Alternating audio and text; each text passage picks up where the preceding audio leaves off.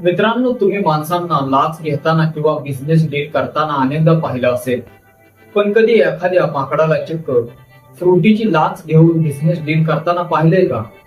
नुकताच सोशल मीडियावर वृंदावन मधील एका चतुर माकडाचा असाच एक भन्नाट व्हिडिओ व्हायरल झाला आहे, जो पाहून तुम्हीही पोट धरून हसाल.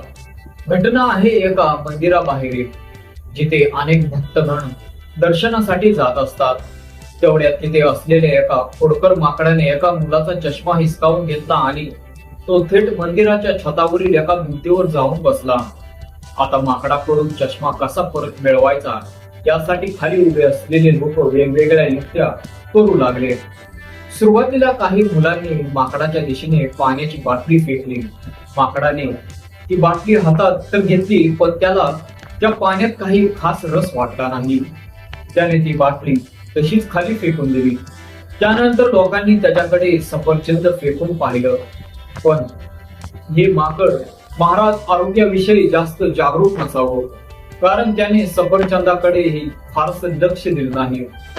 शेवटी खाली उभ्या असलेल्या एका तरुणाने माकडाची खरी आवड ओळखली आणि थेट फ्रुटीचा छोटा बॉक्स त्याच्या दिशेने फेकला.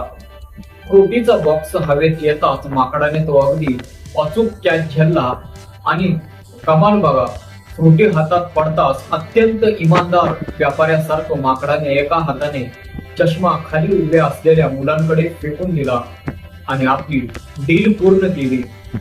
तर मित्रांनो, वृंदावनच्या या वेशीवर राहणाऱ्या माकडांना चष्मा परत करण्यासाठी फ्रुटीचीच डास द्यावी लागते का, हे आता प्रश्न पडलेला आहे. या हुशार आणि चतुर माकडाची ही फ्रुटी डील तुम्हाला कशी वाटली कमेंट करून नक्की सांगा. व्हिडिओ आवडला असेल तर व्हिडिओला एक लाईक करा आणि आपल्या न्यूज कट्टा या युट्यूब चॅनलला नक्की सबस्क्राईब करा. धन्यवाद.